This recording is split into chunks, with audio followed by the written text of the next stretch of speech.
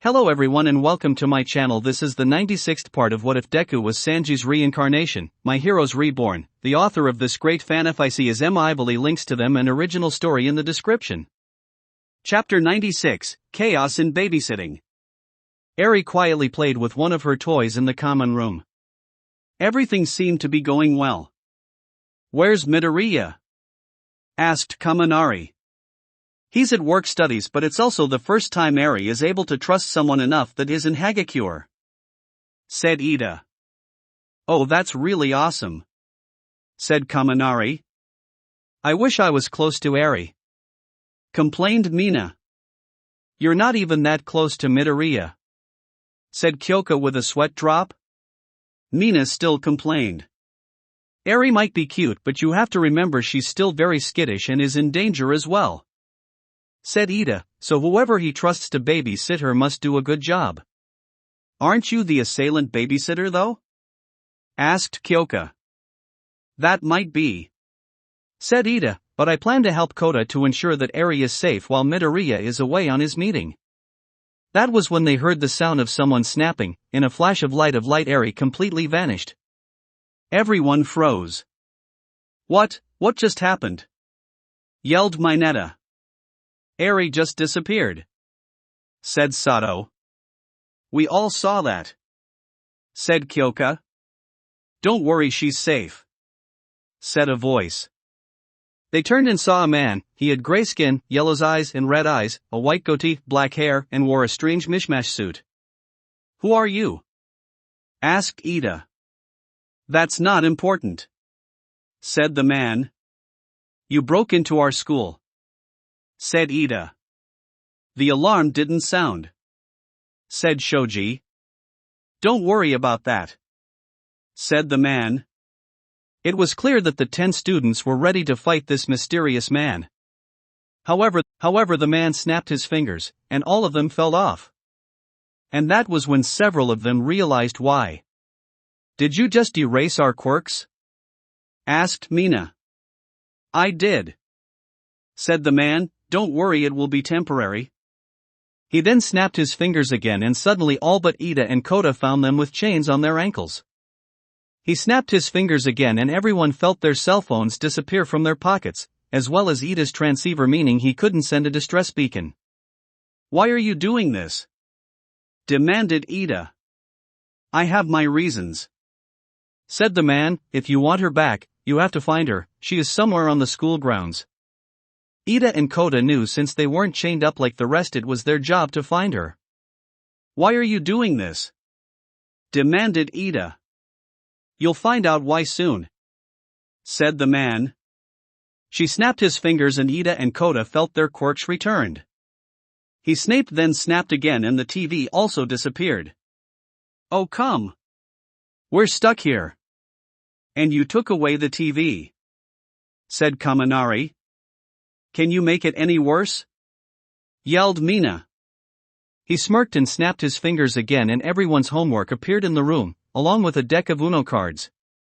"You can do your homework or play games including Uno, but that's it," said the man. "If you want to be free, you have to rely on these two to rescue Eri." "Seriously?" asked Kyoka.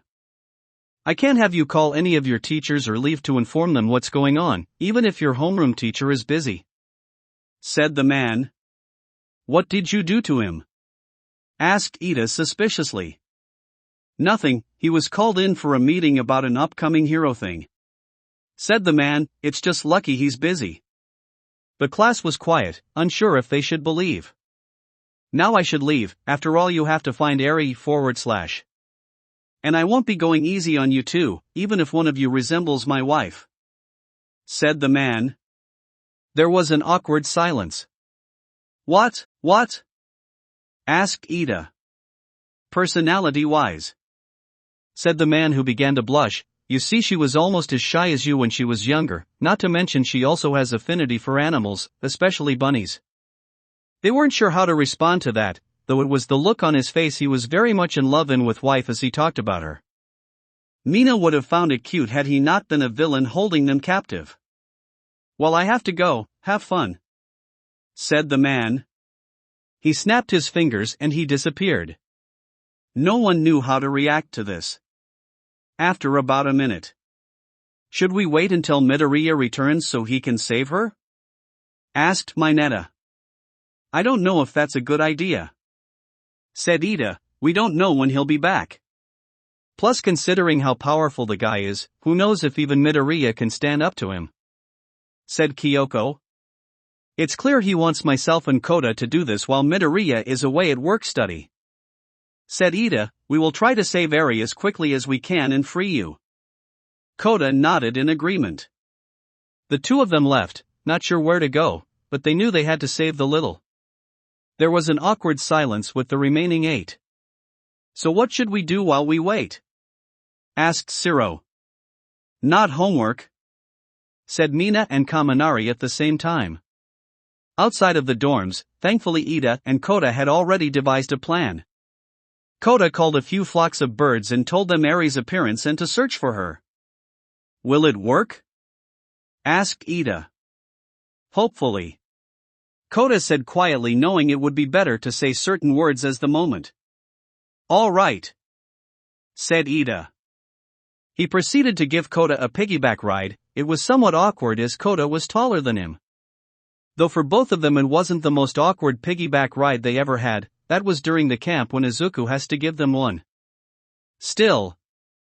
Several people did see them run around, but most assumed it was a weird form of training. Though there was one annoyance during that time. I don't know what you're doing, but you look ridiculous. Mocked Monoma as they ran past them. I don't think they heard you. Said Awase, who was with him, with a sweat drop. Monoma didn't answer and wasn't sure if he should say anything else. After quite a bit of running plus a pit stop to pick up some orange juice from one of the vending machines, they decided to check one of the forests. Thankfully Kota was able to call on more animals to help them search the forests. You ready? Asked Ida. Kota nodded. And the two headed into the forest. Little did they know was that they were close. And soon the traps started. As Ida was running, the two started to sink in what appeared to be a mud pit. As they were sinking, the mud got into Dakota's mouth as he struggled. They managed to get out of the pit, thankfully. That was chocolate. Said Kota, knowing he had to voice it. Are you sure? Asked Ida, confusing. He looked at the mud. He could already yell from the texture that it wasn't mud, it was so smooth to be mud. He looked at it hesitantly and decided to taste it. I think this is American pudding. Said Ida. Kota was shocked at this.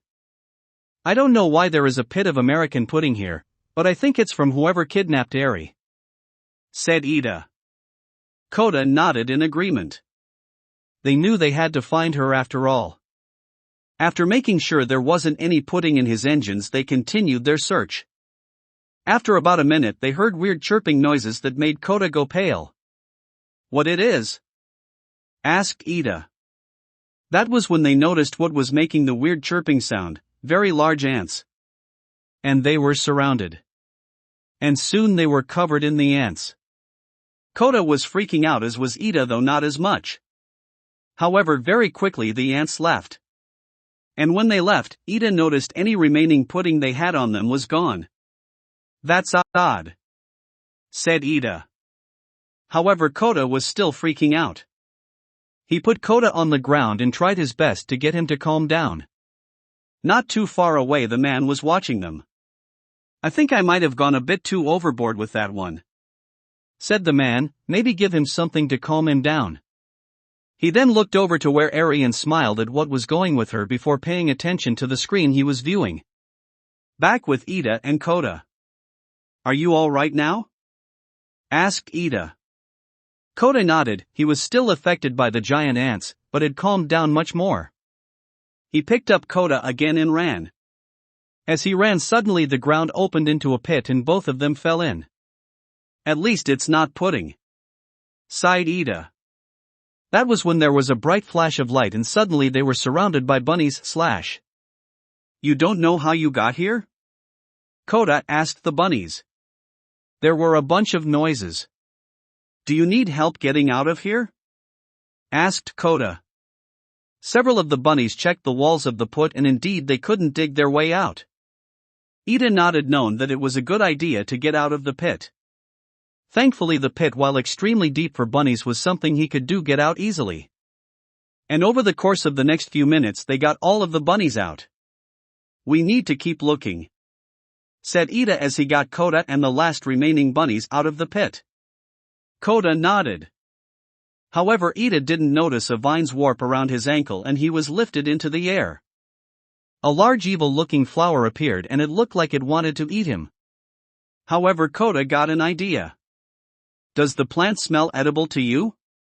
asked Koda. The bunnies all sniffed to the plant and they all nodded at Koda. And then bunnies practically engulfed the evil plant and started to devour the plant.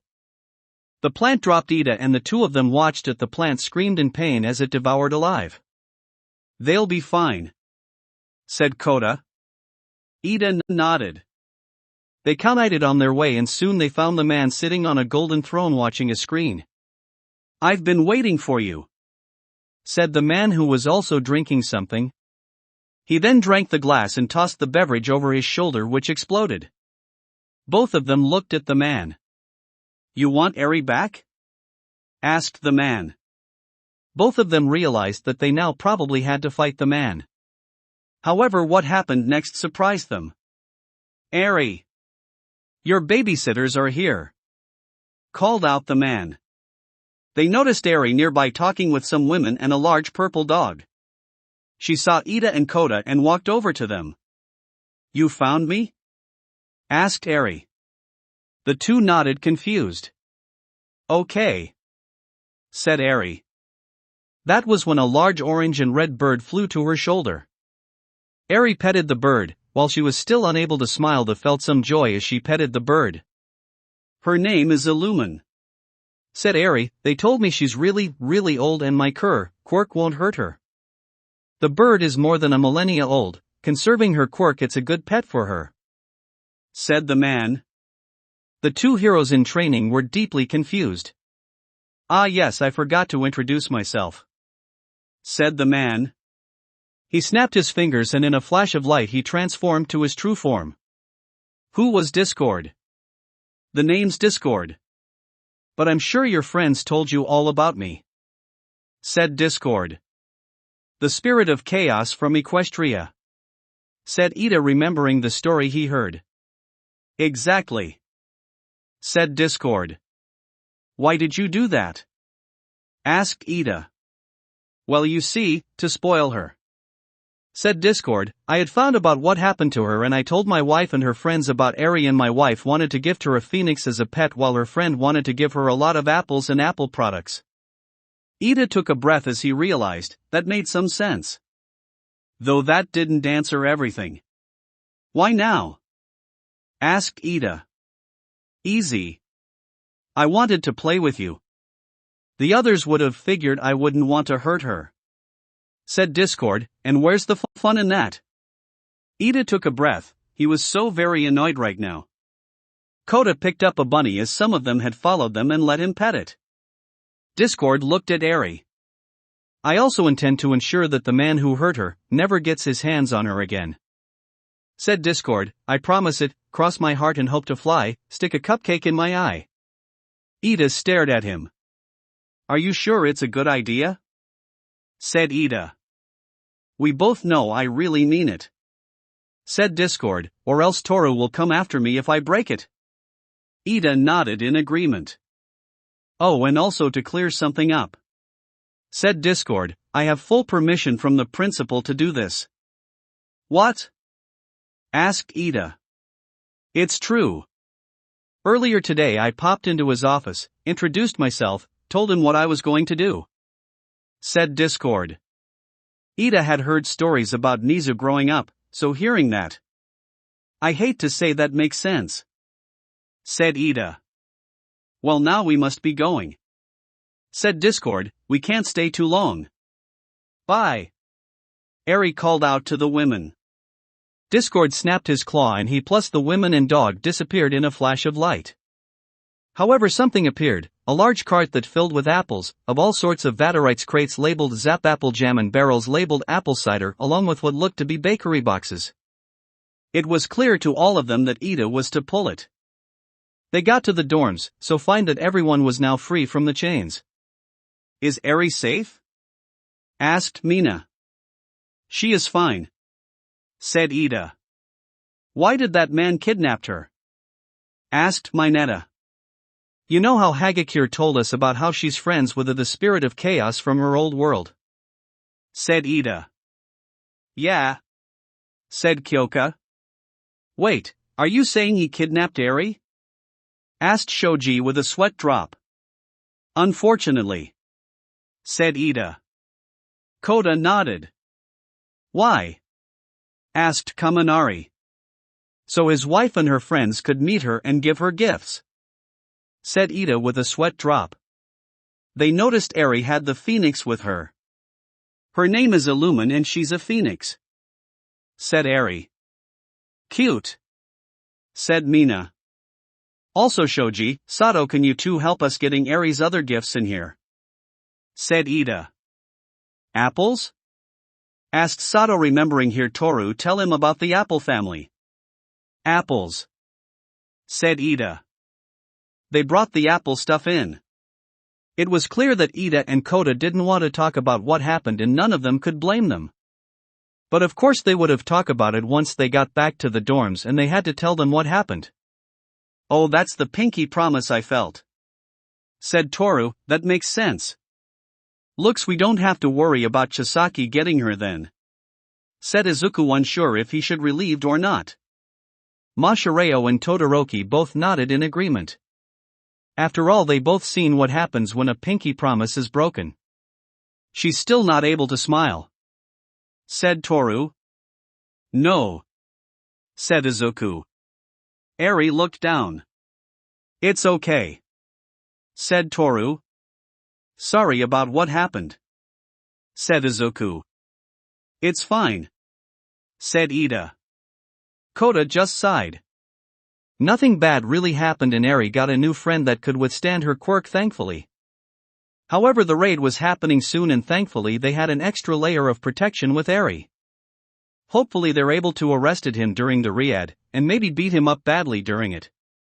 But there was still quite a bit of time for it. That will be it for this part. I hope everyone enjoyed. If you did, please leave a like and comment if you want part 97. If you want to hear more from me, subscribe. I hope to see you all in the next one.